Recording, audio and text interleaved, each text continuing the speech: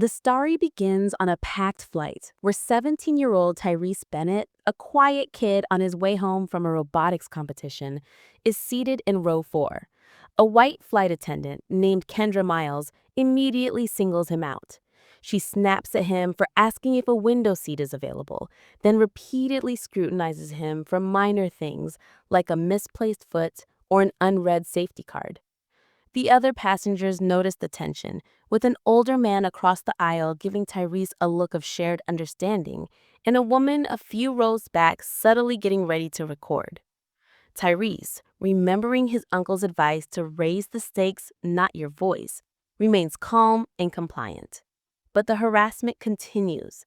As the plane takes off, Kendra sees a small, tired smile on Tyrese's face after she again forces him to put away his phone, which was already in airplane mode. Interpreting his smile as a threat, she slaps him. The cabin falls silent. Without a word, Tyrese pulls out his phone and makes a single call to his uncle Drew, a lawyer, informing him of what happened. He hangs up and the plane continues to fly, but the atmosphere has changed. The passengers are now fully aware of the injustice, and a quiet woman in the back starts discreetly filming. Kendra, now nervous, disappears into the galley. Tyrese, sitting with the sting of the slap on his cheek, thinks about his mom and the silent strength she taught him. He realizes he is no longer just a passenger. He has become a symbol. The plane begins to descend, not because of a planned route change, but because of the phone call Tyrese made. Kendra returns, her composure gone, and tries to get Tyrese to talk privately in the galley. He calmly confronts her, but she offers no apology.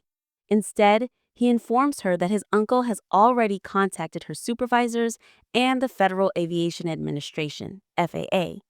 A new sense of dread washes over Kendra's face as she realizes the situation is escalating far beyond a simple in-flight disagreement. When Tyrese returns to his seat, a passenger who witnessed the entire event confirms that Tyrese did nothing wrong. The flight lands early, and the captain announces that security will be boarding shortly. This isn't a normal airport security response. Tyrese realizes this is a full-blown federal matter, just as his uncle had prepared him for. Through the window, Tyrese spots his uncle Drew, a tall, calm figure on the tarmac. His uncle's presence is a powerful reassurance, a physical manifestation of the support Tyrese has. Two federal compliance officers board the plane and head straight for Tyrese's row. They briefly speak with him before moving to the galley to interrogate Kendra. In a hushed, firm voice, they ask her why her report failed to mention the physical contact. She can only offer weak excuses, claiming she felt provoked by his smile. The man in the suit, a legal representative, informs her that they have video footage. A different flight attendant, the one with red braids, quietly apologizes to Tyrese for not intervening sooner. Kendra is escorted off the plane, her face pale and her hands trembling. Tyrese is escorted off the plane and into the jet bridge where he sees his uncle Drew waiting for him. Drew's calm, powerful presence is a stark contrast to the airline officials who approach them. The airline's senior operations director and general counsel apologize profusely, but Drew cuts them off. "My nephew doesn't owe you eye contact or politeness," he says, making it clear they are not there for an apology, but for accountability.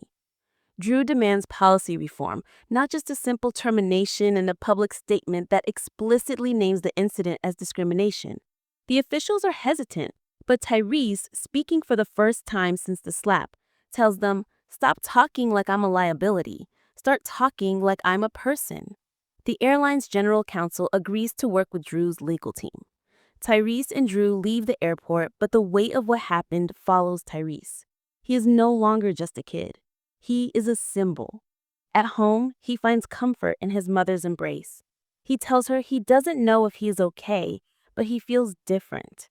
The next day, he sits at his computer and types a statement, not for the press, but for himself. He writes, "I didn't speak up because I'm brave. I spoke up because I was tired." He concludes, "I'm not here to inspire you. I just want you to see me." The story ends with Tyrese feeling a sense of release, watching a neighbor's child play in the sun. He smiles, a real, genuine smile, knowing that this time no one will try to stop him. The story isn't just about a slap on a plane, it's about the silent violence of being judged and the quiet strength of choosing to no longer be silent.